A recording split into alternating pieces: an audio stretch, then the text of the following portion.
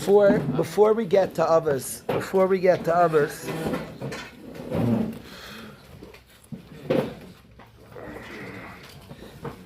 this beautiful world Hashem made is full of opportunities. You come before a Pesach, it's an opportunity. A Seder is an opportunity. It's an opportunity. A Shabbos. Every Shabbos is an opportunity. And the world is full of opportunities. Full of beautiful opportunities, beautiful moments, beautiful world, mamish, full of beautiful possibilities of great experiences. What could happen is after beautiful things, after a Pesach, after a Shabbos, after an encounter, after some experience, could be a sense of that which was missed, that which was lost, that which I didn't have. And the very important energy in the world that Hashem put in the world, a massively important energy, is everything's all in front of you. There's an energy, a person's alive, then there's all eternity in front of a person. The energy of Pesach Sheni, there's certainly beforehand there are opportunities. The energy of today, of Pesach Sheni, is it's all still in front of you. You didn't lose, you didn't miss. If you're holding after Pesach, so it's true, beforehand there's an attitude of an ivus, she'en yachal liskain, of something to chaparain. But there's an attitude and an energy in the world. It's all in front of me. I'm alive, then it's in front of me, all eternity. I'm here today, then everything's here. Everything's in front of me today. That's like a beautiful energy of Pesach Sheni. Here you have a mitzvah. Carbon Pesach is the most important asay. Two assays Hashem marks as the most important assays in the Torah. Bris Milah and Carbon Pesach are the only two assays that the Einish is karis, clearly marked by Hashem to be the most important assays. And these two positive commandments that are separated from every other assay in the Torah, Hashem saying they're more important, and a person's hope is holding, they missed it. It's after. Hashem says, no, Pesach Sheni. There's yet an opportunity. And the energy, the chiyus, the aura of this mitzvah of Carbon Pesach, of Pesach Sheni, of the day we're in, is it's all still in front. You didn't miss, you didn't lose, it didn't pass, it's in front. You're yet alive, there's opportunity. That's the beautiful aura that we all need to tap in. It's always interesting that Pesach Sheni is always very, very close, obviously, to Lag BaOmer that's coming up in a few days. And the energy of Lag BaOmer is a very similar aura. Here Rabbi Kiva's yeshiva went through a tragedy, and it's like was, and there could be regrets on the past of what was, of what should have been, what could have been.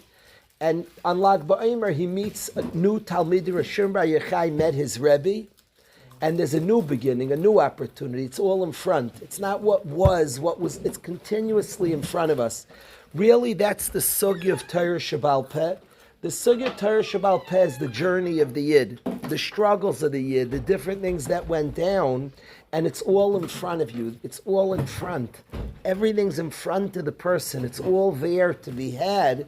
That's the energy of Torah Sheba'al Peh. If a person's going to be defeated from the journey, or be what should have been, what could have been, the opportunity that was, you're missing out. Torah Sheba'al Peh is to understand that we go through a lot.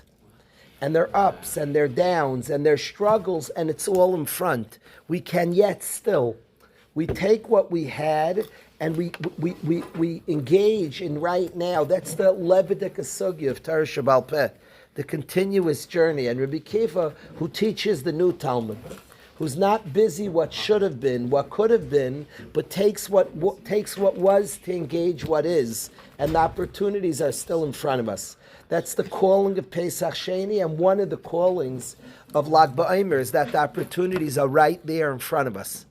Hashem's giving us life, and we woke up today, so then there's big opportunity today. That's the aura of Pesach Sheni, and one of the great auras of Lag BaOmer. The opportunities are in front of us. I think it's a very healthy way to understand and to live. There are people who very much live in the past. What should have been, what I could have been. The opportunities are right here. Today I woke up, so then there's opportunity right here and right now, and in the present there's opportunity. Pesach Sheni says to the Yid, says, "Oi, I missed what I could have had, what I should." It's not what you could have had and you should have had. You have. Now chaparai, now grab it. You have right now, presently, grab it. You have. That's Pesach Sheni. That's Rabbi Kiva teaches it. There were things, what should have been, I have right now, and he finds Talmidim and he teaches. So I wanted to share that light with the Chevra, and we should all be zoich in our lives to see the opportunity that is right now.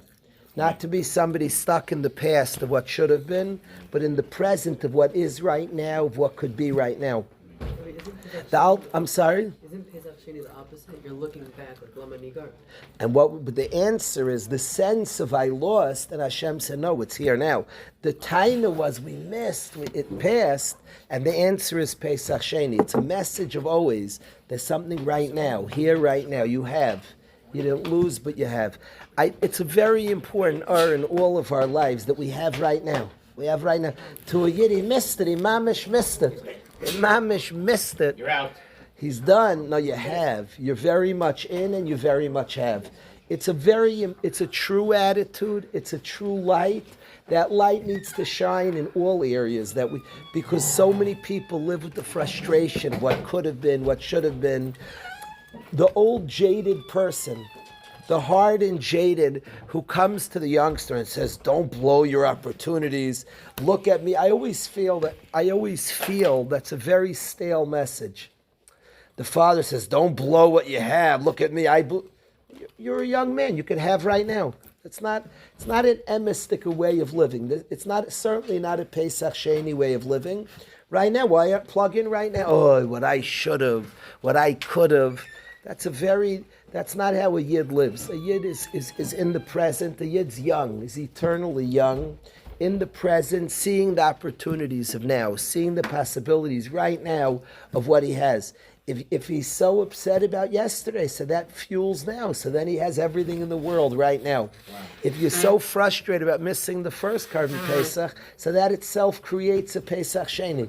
So then there's opportunity. You're alive today, there's opportunity. That's what Pesach Sheni says to me. I can't speak of it. This is what that seems to be the calling of Pesach Sheni. That you're breathing now. If you're even frustrated about yesterday's lack, so then you for sure have now. If you're like all frustrated, what you missed, then your mamish didn't miss anything. If you're upset at what you missed, your mamish didn't miss. If you're not upset what you missed, that's okay. So good, you didn't miss. If you're upset what you missed, you've had to do. It's here. It's here now. It's available now. I think this attitude has to dominate each person. It's a very important attitude. The Alter of Nevardik, who was so taught people to be a present person, he taught to give up 1,000 tomorrows for one today, but also not to be a person of the what ifs, if I only, I should have, I could have. I'm here now. If there's regret on yesterday, I hear. So that alone, so then you learn from yesterday what you want today and then grab it. But the Pesach Sheni calls to the person that you have right now. There's a possibility and probability and things available here and now in the present. That's how I hear the message and the calling of Pesach Sheni. It's a very normal attitude of but it's a very dangerous human attitude of the things I missed. The older person comes, don't be like it, as if they don't have opportunity. You're awake right now. You could bow maidim right now. The whole world's here for you right now. The whole world's here for you right now. It's all here right now. And if you regret what you didn't do, I'm not saying not to be mischaret. There's something called charat, but then for sure it's all here now. For sure it's all. If you could regret, so then it's here. That's an energy and an and a koyach of Pesach Sheni that we could all tap into, that which is present, that which is not lost, that which because I regret, so then I can have and I do have. That's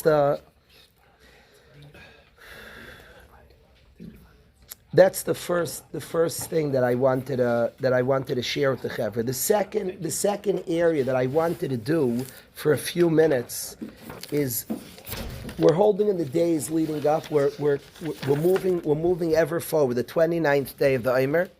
We're four weeks and 1 day of the Omer, and we're moving closer both to Lag BaOmer and then to the ultimate where we're counting the march towards Kabbalah Satira. And many people preparing in these weeks, work on the Memches Kinyanei HaTorah, the 48 things that are needed, that are necessary to acquire the Torah. Now I want to say just the counting. Certainly there's a big inyan to work on things. I want to say just that we're counting towards and know we're shaykh to Torah and Torah is shaykh to us. That's very, very precious and important. I wanted to speak about a couple of the Memches Kinyanei HaTorah. To take the opportunity and learn a couple of them. It's in the 6th parak of Avos. It's in the 6th Mishnah perhaps. And in the Memches Kinyanei HaTorah, the first one is Talmud, Maish. The first Kinyan HaTorah, Talmud. Now Talmud means, and this is necessary to learn Torah, the simple pshat, it means to learn. Learning, you have to actually study and learn. That seems obvious. To have Torah, you have to study Yehuda, no question. But it doesn't say limud. It doesn't say limud, Yehuda. It says Talmud. You have to be a student. It should say limud, to learn. Clearly, it doesn't mean just to learn. The word is not the word that you would say. It incorporates also to learn, but it should say limud. Talmud means that you have to be a student, means you can't be arrogant. You have to be open to learn new things. There are people who are very safe. Whatever they study, they know a few things and they shtup what they know on anything they study. They're not willing to learn new things, to be open-minded. One of the worst siddurim you could have, if you learn with somebody who knows the Gemara already, it's death. This is not, if you ever met, a guy tells me in yeshiva, sometimes a guy will show off. I learned with the Rebbe. I'm like, oh, I'm so sorry to hear. Not because the Rebbe is not a tzaddik, because the Rebbe knows it already. Now, a good Rebbe, who's actually very wholesome, does not do this for the Talmud. What you're supposed to do, and it's hard, anything you learn, stop being a guy who knows already. We're learning this Mishnah Talmud. I want to learn it today. I am different than I was last year, than I was 4 years ago. You learn it now as a new person here. And you hear new things, you incorporate. I can learn things, all the time, learn things that I've spoken about before, and I'm like, whoa, I'm a changed person. It hits me totally different. There's no even such a thing you can repeat like an old shmooze. No such thing. There's no such thing if you're present. I've had times before a shir, I like preparing for a while. So my kids have asked me, I said, I need some time to prepare. They said, you said that shir before. I'm not trying to prepare to say the words. I want to be present to what's being said. When you read Torah, if you're present and you're willing to be a Talmud, you're willing to be impacted, you'll always hear new things. Different things will resonate. Different things will hit. There's one condition: a person's humble enough to be a Talmud, to be open-minded, to be changed, to be open-minded to hear new things. If we're stuck in a certain thing, this is who I am. I want to say this about everybody here. Do you think we know? People think like they know themselves. A guy will say, Rebbe, I know. Do you think you know yourself, Avia? That's like a joke. Our soul. Do you think I know my soul? I'm touching like a drip of a drip of a drip. The neshama is to the end. One end. It's chelik elokam mimal. You think you're like, oh, I got myself. People even talk to themselves like they know themselves. There you go again, Daniel. All those types of inner voices are like, I got you, and just, you're so annoying. You think I know me? I have endless things I'm trying to tap into and grow into. When you're more open-minded to finding stuff in yourself. By the way, that adventure of learning helps you discover new things. See what hits you in an honest way. As you learn, you'll find new things here from Torah. As Torah goes in the Yid, you find new spaces and new things in yourself. Talmud is the willingness to know, I don't know. I don't know me, I don't know Torah, I can explore. People talk, an ADHD person is the luckiest guy in the world. ADHD people have no problem concentrating. Zero. It's one of the worst mistakes. You know, ADHD people who have ADHD are the best concentrators in the world. There's like factual. There's studies on this. They have something called hyperfocus. When an ADHD kid wants something, if any of your kids have ADHD and they want something, oh, watch out. They will not take their mind off the thing. It's a hyperfocus. They're actually the best focusers in the world. What they can't do is focus on something boring and lifeless. If there's a class, there's just somebody in front, some guy with a beard sitting here by Musar blabbing on, ADHD guy's out. Has to be magical and meaningful and relevant. I think it's lucky to have ADHD because you learn things have to be relevant and magical and meaningful. An ADHD guy can't learn something that's just boring and repetitious. And by the way, there's no repetitious. You're new today. By the way, an ADHD guy can't just go to prayers and do the same thing over. Has to be meaningful and magical and like something. So he prays a new person, new worries, new thanks. He's like ever alive. That's all he can do. Nothing else works for him. That's the possibility. I want to say this, that people say in marriage, people say ADHD people struggle in marriage because they anything monotonous, the same over and over. The word monotony means repeated over and over. So an ADHD guy comes to marriage and is like married to the same girl 10 years, 20, 30. He wants change. They write about this by the Goyim. An intelligent person knows. You think you know your spouse? You're out of your mind. You think you know you're married 30 years? You think I know my wife like I have her in the neshama down? You're crazy. I see new things, new madregas all the time. Like, are you kidding? But don't be closed to it. Don't be so, you in your brain, because we're afraid of the unknown, we like predictability, so we box ourselves in and we box our spouse and we miss out on the geschmack of life. It's true, people have they have anhagas, they have tendencies, that could be true. Be open to newness, to new things, to new madregas, to new mice, and be open, see, allow for expansiveness. That's the art of being a Talmud. It's the first kinyan atayra. If you're stuck that this is who I am, this is what I hold, this is what one of the most embarrassing things about me is there are recordings out there. I'm making fun of a certain type of Torah. That's the main Torah that energizes me today. You can find old recordings. I'm embarrassed from it. I publicly made fun of certain type. There are times. They're probably recordings. If I beg Hashem that everything should get erased from anything I said negative, it's embarrassing because at the time I thought I knew me. This is who I am.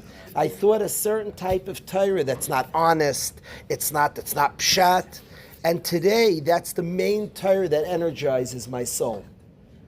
So you lock in, this is you, I know it's not my, when youngsters say that's not my type, right now, this minute, these 2 minutes, it's not your type, you have you down so stark.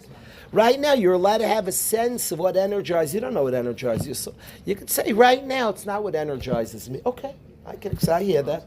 At that point, those svarim didn't energize me. Today, I'm thirsting for that.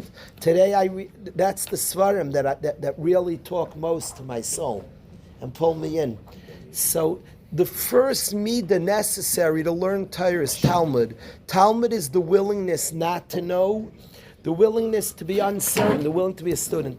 One of the things that triggers me the most is people that know. There's a certain, only, Avadai Shmai, Hashem's Vadai. We're not Vadai, we're Talmidim. We're people who don't know, I don't know. I'll see, I'll discover, I'll find out. That's the first kinyan HaTorah. It's interesting, I'll tell you something interesting. I don't really write haskamas. I don't consider myself worthy of writing haskamas. It's not something that I've done much of in my life. Somebody I'm very close to, I like a lot, asked me to write haskama, and I felt to do it.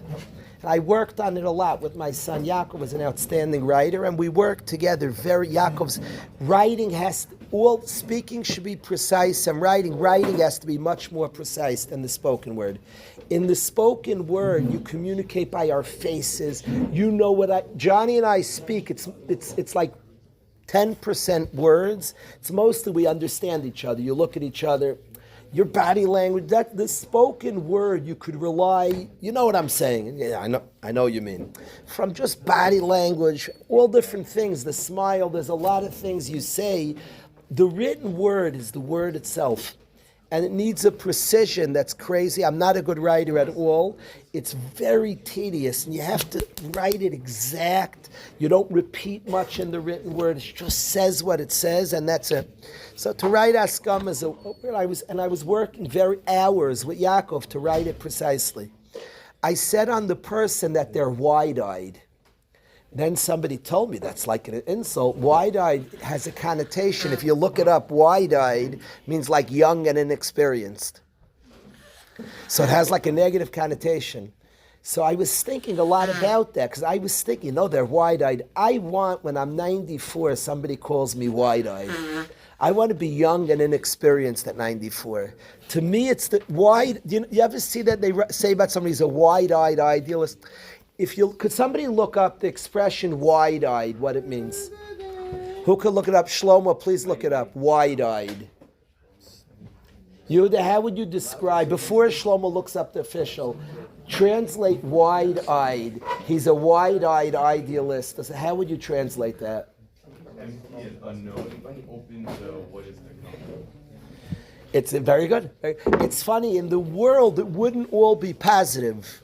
Because wide-eyed, I bet you when Shlomo looks at it, I did not look it up, I think inexperienced will be in there. Yehuda is my Webster, and Yehuda, he said empty. He said empty, what you said other good words. It's interesting, you nailed it, because you said the positive. I know what Rebbe's going for. I'm giving Rebbe's definition. What would you have said?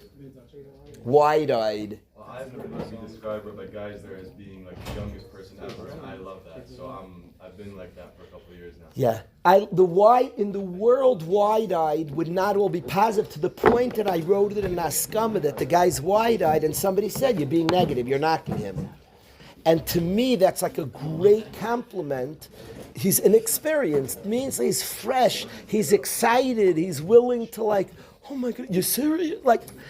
Wide-eyed. Shlomo, what does it translate, wide-eyed? Listen to this. Avi, listen to wide-eyed. It says, having or marked by unsophisticated or uncritical acceptance or admiration. Oh my. Wow. Unsophisticated. It's interesting. You see, they put a negative connotation. They write wide-eyed like an unsophisticated, Innocent also. innocent. It's interesting, JJ. Avi, would you consider, what would you be if somebody called you like a wide-eyed idealist?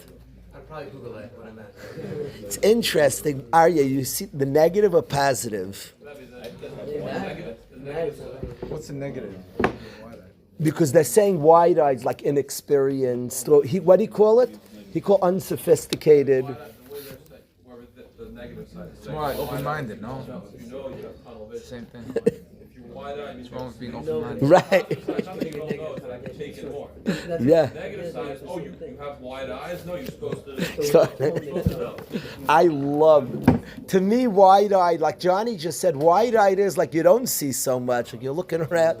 There's a component of wide-eyed that's so beautiful. The willingness not to know, the willingness to be excited, to find out, to hear new things. So in a way, wide-eyed is in the world, in the Goyish world, it's not the biggest compliment. To me, it's a tremendous compliment. It's Talmud. I consider it, Yehuda, the first Kenyan Atar, wide-eyed.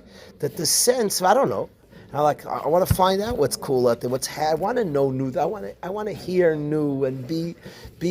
I want to be dazzled. I don't know. I like hearing things.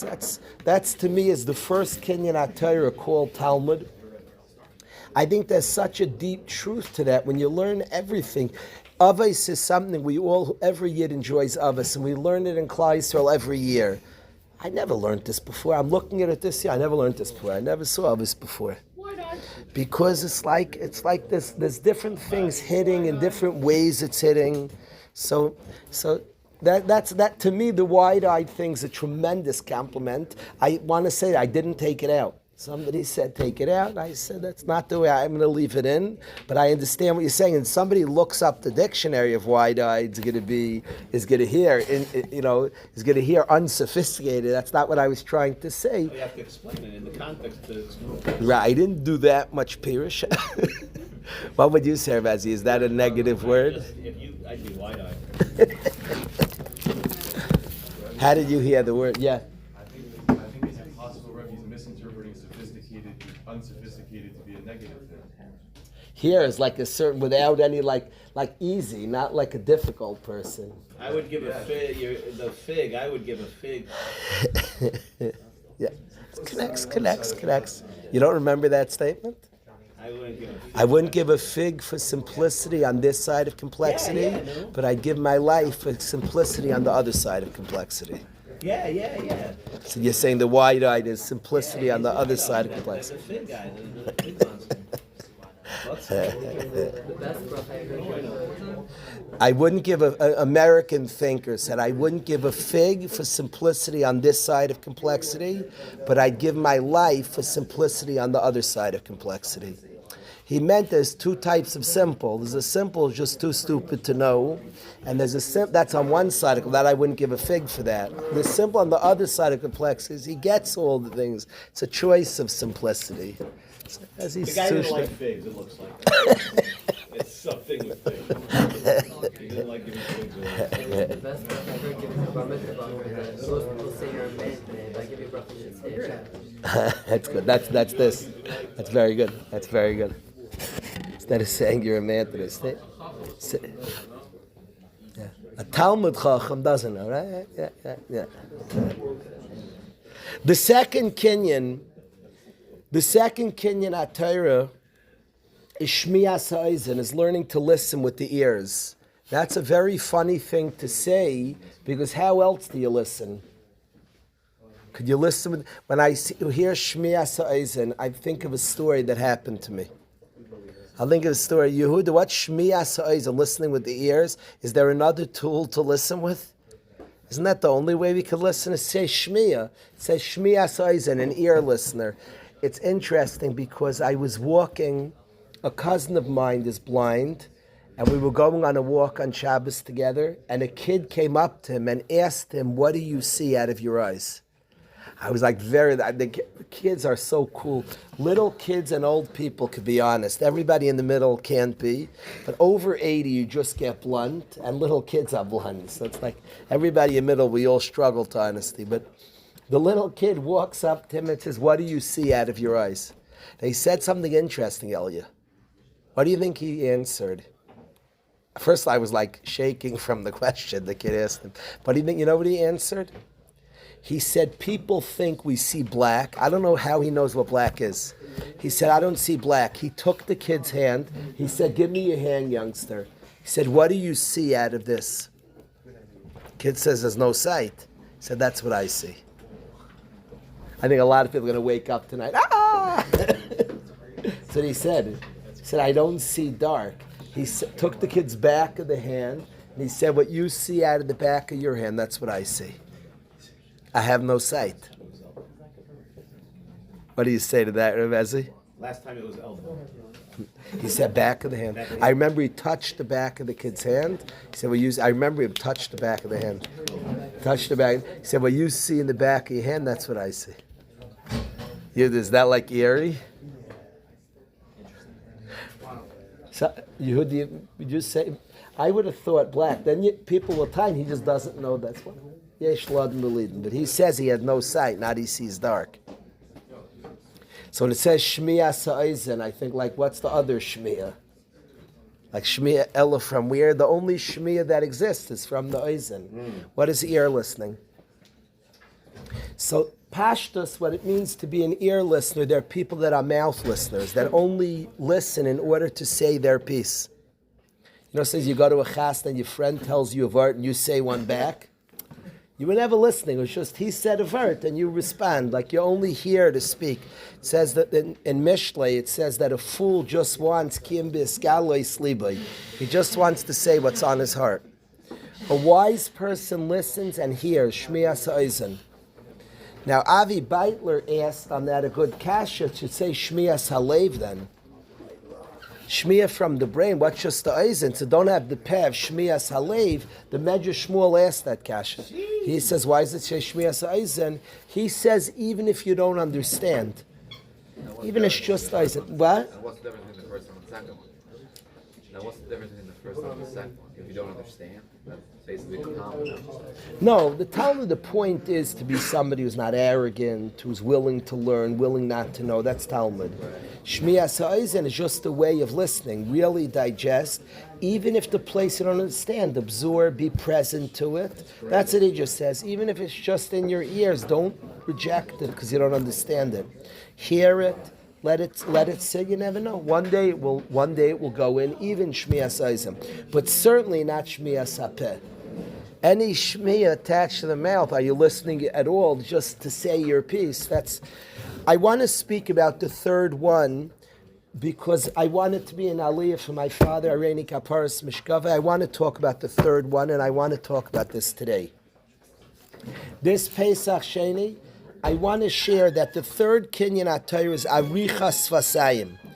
Now, simply, Arichas Vasayim means to say it with your mouth.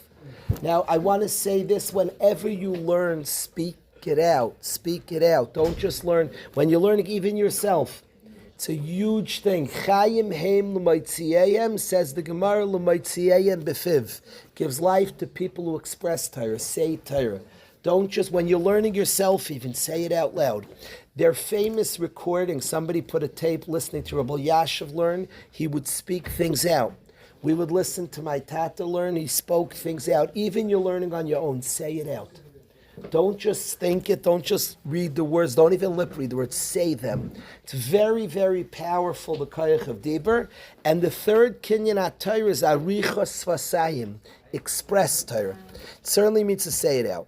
A second thing I like that it says Arichas Vasayim to speak it out. I've told you that I have a weirdness to me that people who think to talk, I talk to think.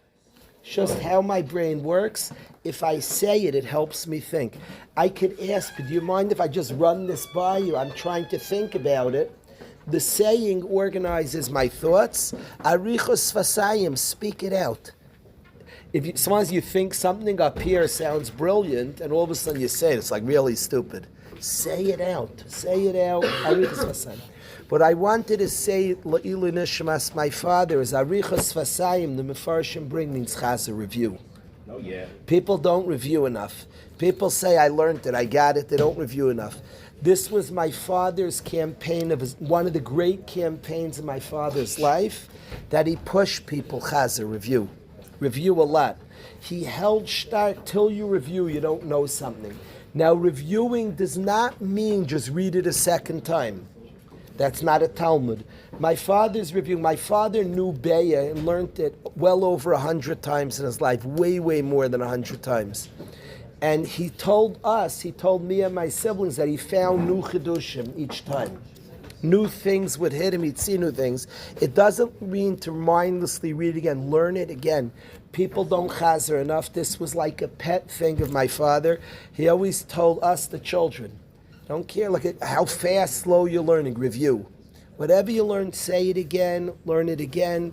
Reviewing gives a tremendous clarity. It makes you clear, exact, precise with what you're doing. This is something all his life. My father said Chazar is the Iker. He always would say Chazar is the Iker. Chazar is the most important. My wife was in a science class in Eretz Yisrael, and she was taking physics, and the teacher, the professor, said in college that my Rebbe taught us Chazar is the Iker. In the middle of like a college, my wife waited after class, said, I know who your Rebbe was. It was my father, was this college professor's Rebbe. But my father's motto in life was Chazar is the Iker, and he would push people a lot to review. And the third Kinyan HaTorah is Arichas Vasayim, learning to review things. Again, really for everybody, the Stipler would say on a sugya that till you saw it 4 times, you didn't see it.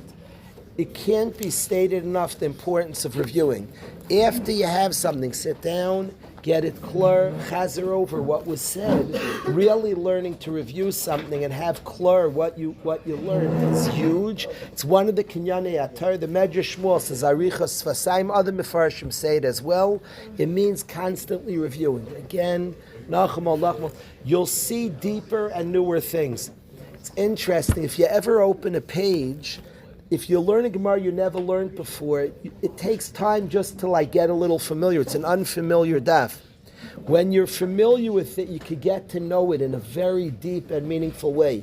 Chazara is not just rereading it and mindlessly. You never learn mindlessly. Never. If you learn mindlessly, it's not what we're speaking. Some Chazaras people just read again and again and again. That's zero what we're talking about. We're talking about rethinking, again, Talmud, with that art of not knowing, but seeing it, had patiently seeing it again, hearing it again, thinking about it again. My father would describe to all his Talmidim how people learn things once and ask kashas and have tons of kashas. There would be so much more clarity if they read the sugya a second time and a third time, slowly and carefully. He held like the Iker Simcha in learning his Chazara. I tend to feel it that way. A Gemara you know already, and you read, you can get in there, much more geschmack. It's literally, he held Chazara was more fun, more geschmack, more besimcha, and he held it as the difference in people who become Talmidei Chacham Menat, Arichos Vasayim, Chazara. So I wanted to just give an appeal for Chazara to learn in all the things we learned, to review it. Read it again, have the patience, and understand, not mindlessly reading it a second time. Josh, the Nisayan always, because you know it already, is just, but if you're open, be wide-eyed. So if we can chazer wide-eyed, then I think we see new things. I'll tell you something funny. I'm watching Yisrael Meir finish Harry Potter, and he's reading it again. And I see him reading it again. I'm not saying anything to him. I'm actually so fascinated. I almost want to ask Yisrael Meir, why are you reading again? You know what's happening already. You read it once. You know what's happening. And it's obvious there's a certain hanan, a lahavdil, infinite avdalas, in eternity to not eternity. But he's reading Harry Potter. It's pashut in chazering. He could be more attuned. It's not new anymore. He actually could see things and understand things and notice patterns, notice certain characters that he wouldn't have noticed before he knew the book. Now that's lahavdil to that which is infinite.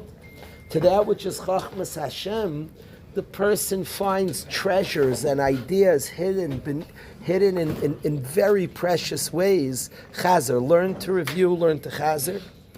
So I wanted to share this truth with the Chevra. I think it's very, very important.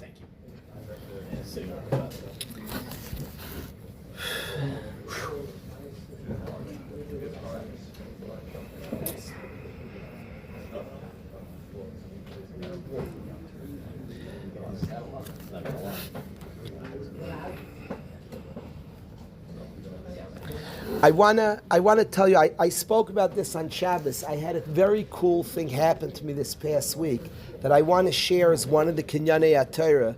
In learning, be honest to another person's opinions. One of the Kinyanei HaTorah is Pilpul Chaverim, Pilpul Talmidim, is listening to somebody else. You sometimes watch two people screaming in a beis medrash and neither one's hearing the other one. I love a good machlokes, and I love when people are opinionated and it's healthy and robust, but learn to be open-minded and hear another person. I got a call a week ago from a Lubavitch Chassid, and he asked me, could I mail you a sefer? He said, I wrote a sefer. He said that people feel that some parts of Lubavitch hold the Rebbe's Mashiach, and people say, it's crazy, he's not alive. He said, I don't know if he's Mashiach or not. This Yid was not coming to say, was not telling me his opinion. I have no idea. After having spoken to him and read his sefer, I don't even know if he doesn't know Mashiach is. He said, I wrote a sefer because it bothers me that a segment of Klal Yisrael is written off. A Yid's a Yid, we shouldn't write off Yidden. And he wrote an intelligent, sophisticated sefer from the Torah showing that Mashiach can come, there's Tchias HaMeisim Prati. Besides the Tchias HaMeisim of everybody that will yet be, an individual can come back to life, and it's possible a dead person can come back and be Mashiach. He's saying, I don't know who Mashiach is, but don't write off people as crazy. And he shows from Shas, from Midrashim, that it's possible. And he wrote a sefer. Reb Breidowitz gives Askama to the sefer, a beautiful Askama. And it's an honest sefer. I spoke to the Yidden. I love the reason for the sefer. First of all, it's a Yid who for 25 years, Abal Tshuva, has been studying the sugyas of Mashiach. He has a tzipisa Yeshua. He's been studying the sugyas of Mashiach. And he's a Yid who wants to include Yidden and not write off Yidden. There's Askama in the sefer Shloime blew me away from Reb Zev Leff. And Reb Zev Leff writes, this great tzaddik whose grandson's in our yeshiva right now. Comes Reb Zev Leff and he writes that I want to publicly say, I publicly said that it comes from Christian sources, that they want to say, people want to say that Mashiach's coming back alive, it's from Christianity. I publicly said it. After reading this sefer, I have learned this sefer and I want to stand corrected. He's talking to the rabbi. I want to ask Mechila. And as valid sources, he said, I don't know Mashiach, as Reb Zev Leff said, but I want to correct. I was nishtaimim. What an honesty. That's Torah. A Yid who publicly spoke and said one way and says, I want to stand up and stand corrected. It's possible Mashiach can come from the Mesim. It's not Christian source, it's sources in the Torah. It's possible. He said, I don't know who Mashiach is. I don't think anybody here does. And you know what? He says that it's from the Torah. It's not a problem to believe that at all. Zero. Reb Zev Leff in the Sefer says, I want to apologize. I want to stand corrected. He said, I've publicly written differently. I've read this Sefer and I stand corrected. What a kiddush shamayim. One of the kinyanei HaTorah is pilpul chaverim. Learn to listen to others. Learn to hear others. Learn to discuss things real. Learn to be open-minded. Chavrus is saying something. I like in yeshiva, I've seen guys screaming and learning. I want to ask each guy, say the other guy's opinion. Say, but not in a cynical way. He has an art to bring, so do you. And I'm not looking not to have fierce opinions. People should scream and yell, but learn that he also has a right to his opinion and has a light to bring too. And pilpul chaverim is the understanding. Different people have different things to say and tremendous lights to bring. Really, they have lights to bring. Learn to listen in and hear somebody else's light. There are many, many lights. Hear different people's lights. That is pilpul chaverim. I'm very fascinated, and I'll end with this. We're learning brachas this year. And after the Churban Beis HaMikdash, so Rav Gamliel wanted very much clarity. He wanted very, very much clarity in the Beis Medrash, that he knew Klal Yisrael was going through terrible times. So Rav Gamliel didn't let much debate in the Beis Medrash. And I could hear why. I could talk about it. There's not putting Rav Gamliel down. There's a big art to what Rav Gamliel was saying.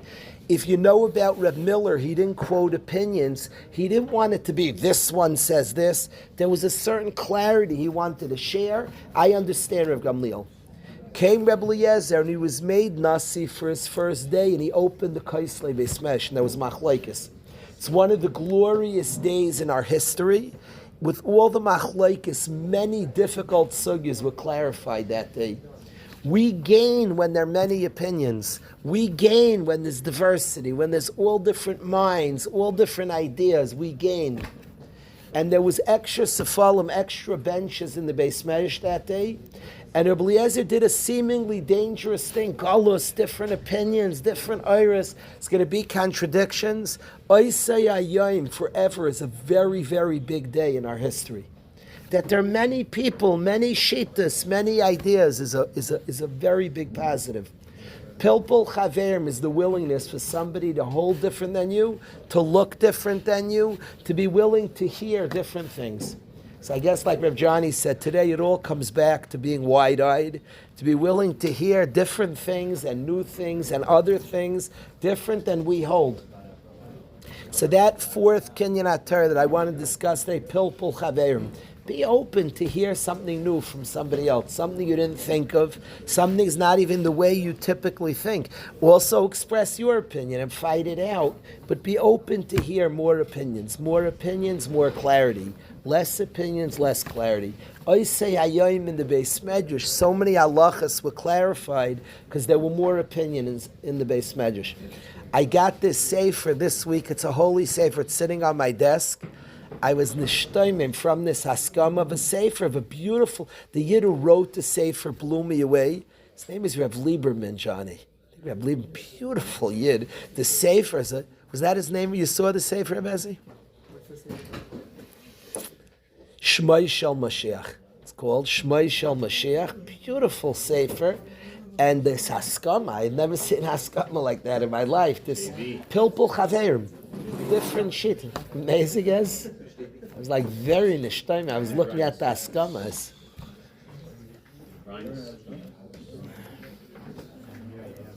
Yehuda, I want to show you this, Yehuda. Yehuda Brian is Zayda, is the one I'm talking about. Let's see Yehuda. Yehuda, I'm thankful you're here, Yehuda. Thank you for being here, Yehuda. JB's